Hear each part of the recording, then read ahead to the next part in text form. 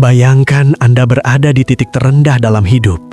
Anda baru saja ditolak, dihinakan, dan disiksa secara fisik hingga darah membasahi ujung sendal Anda. Dalam kondisi penuh kepedihan dan kelelahan yang luar biasa itu, langit tiba-tiba terbuka. Sesosok malaikat dengan kekuatan dahsyat turun dan menawarkan sebuah pilihan yang sangat menggiurkan.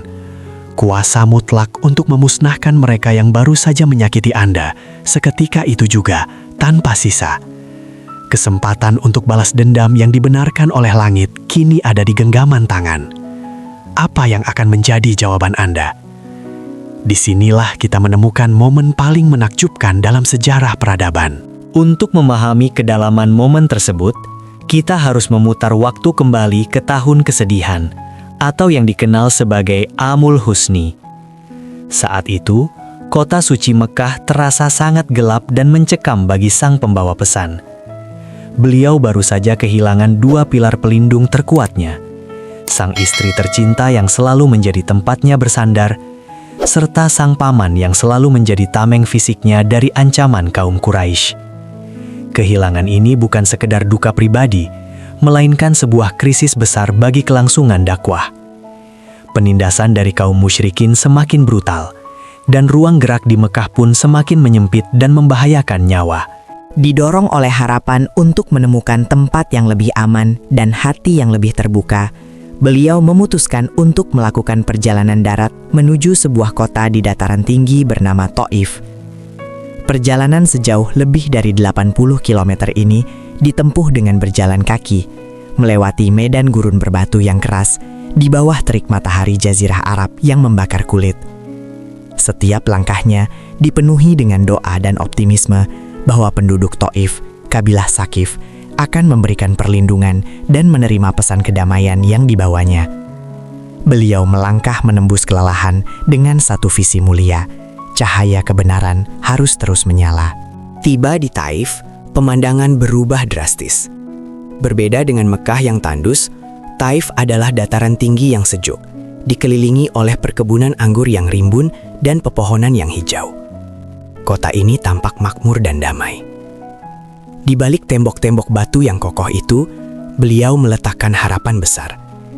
Mungkin di tempat yang sejuk dan subur ini, hati para penduduknya juga akan sejuk dan subur untuk menerima benih-benih kebaikan.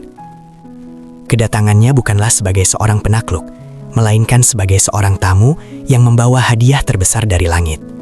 Mencari telinga yang mau mendengar dan hati yang mau mengerti. Beliau segera menemui 3 bersaudara yang menjadi pemimpin tertinggi kabilah Sakif di Thaif. Dengan penuh kelembutan dan kebijaksanaan, beliau memaparkan tujuannya. Namun, apa yang didapatkannya jauh dari sekadar penolakan biasa. Para pemimpin itu menanggapinya dengan kesombongan yang luar biasa. Mereka mengeluarkan kata-kata yang sangat menyakitkan, merendahkan utusan langit itu dengan sarkasme yang tajam. Mereka menolak mentah-mentah perlindungan yang diminta, dan secara terang-terangan menunjukkan ketidaksukaan mereka atas kehadirannya. Tidak ada ruang bagi diskusi, tidak ada adab bagi seorang tamu. Pintu harapan di Thaif seolah dibanting tepat di hadapannya. Penolakan para pemimpin itu berujung pada tindakan yang lebih keji. Mereka memerintahkan para budak, pemuda-pemuda bodoh, dan anak-anak jalanan untuk mengusir sang tamu kehormatan. Sebuah barisan panjang dibentuk di sepanjang jalan keluar kota. Saat beliau melangkah pergi, makian dan sorakan hinaan bergema di udara. Tidak hanya kata-kata kasar, mereka mulai melempari beliau dengan batu. Hujan batu menghantam kaki, tubuh, dan punggung beliau. Tidak ada belas kasihan. Setiap kali beliau terjatuh karena kesakitan, mereka memaksanya berdiri hanya untuk dilempari kembali. Ini adalah penghinaan publik yang dirancang untuk menghancurkan fisik dan mental. Penderitaan fisik mencapai puncaknya.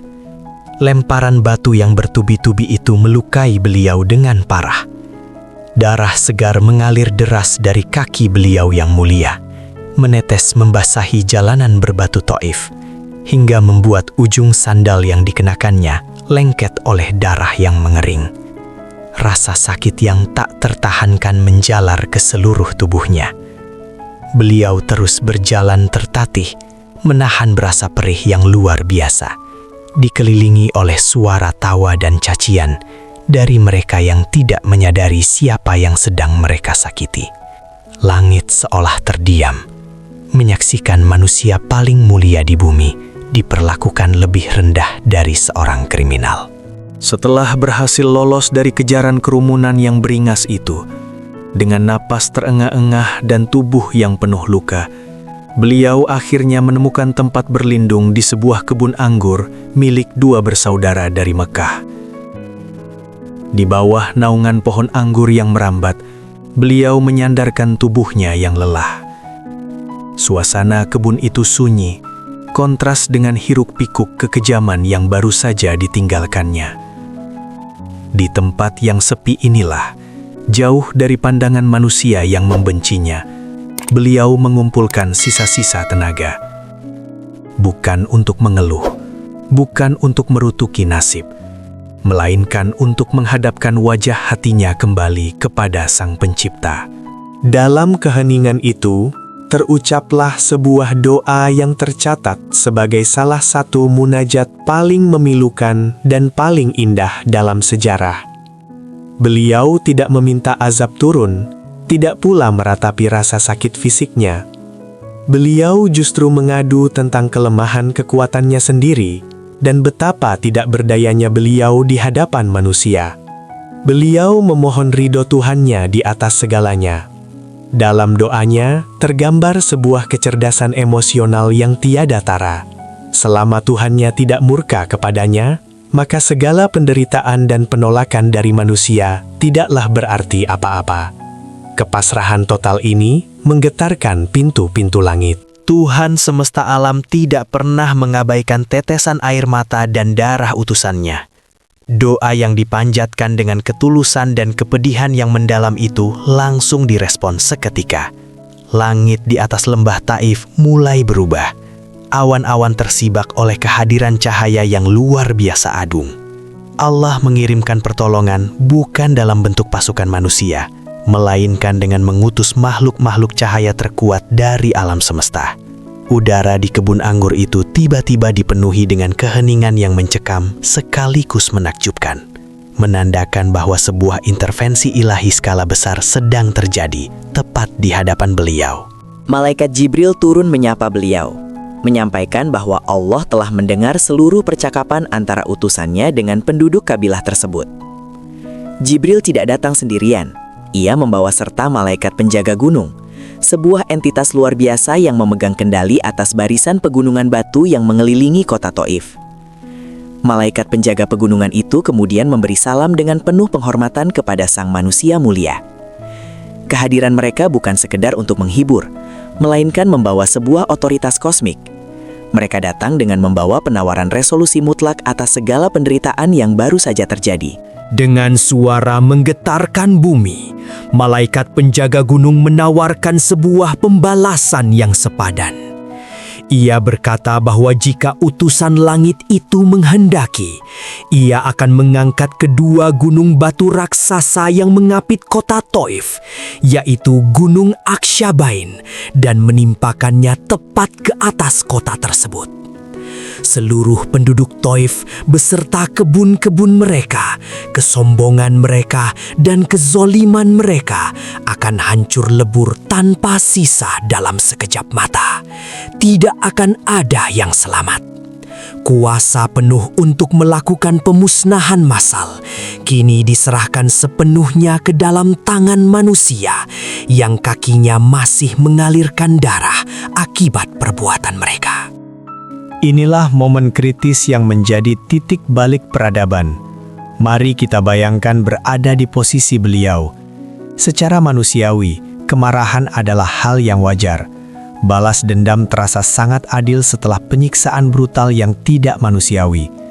Bahkan langit pun memberikan lampu hijau dan memfasilitasi kehancuran tersebut. Alam semesta menahan napas, menunggu satu kata persetujuan dari bibir beliau.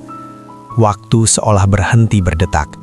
Ini bukan sekedar ujian kesabaran, melainkan ujian tentang visi masa depan dan kapasitas cinta kasih seseorang yang sedang memegang kekuasaan mutlak atas musuh-musuhnya yang tak berdaya. Namun jawaban yang keluar dari lisan beliau mengejutkan para penduduk langit. Beliau menolak tawaran kehancuran itu.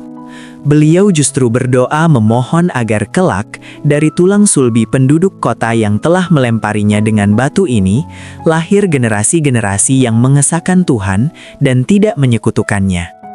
Di saat beliau bisa memilih untuk membumi hanguskan mereka, beliau memilih untuk memaafkan. Beliau melihat melampaui rasa sakit yang menderanya hari itu, menatap jauh ke masa depan, memandang mereka bukan sebagai musuh abadi, melainkan sebagai ladang harapan yang suatu saat akan tumbuh subur. Kisah Taif bukanlah sekedar cerita tentang kesabaran dalam menghadapi penderitaan. Ini adalah manifestasi tertinggi dari kecerdasan emosional dan visi masa depan seorang pemimpin sejati. Ketika kekuasaan absolut untuk membalas dendam ditawarkan, beliau lebih memilih untuk berinvestasi pada kasih sayang dan harapan bagi generasi mendatang. Sejarah pun membuktikan doanya. Beberapa tahun kemudian, seluruh penduduk Taif memeluk jalan kedamaian. Di saat kemarahan bisa saja menghancurkan segalanya, cinta kasih justru membangun peradaban yang bertahan hingga akhir zaman. Sebuah pelajaran abadi tentang bagaimana rahmat selalu mengalahkan murka. Wallahu a'lam bishawab.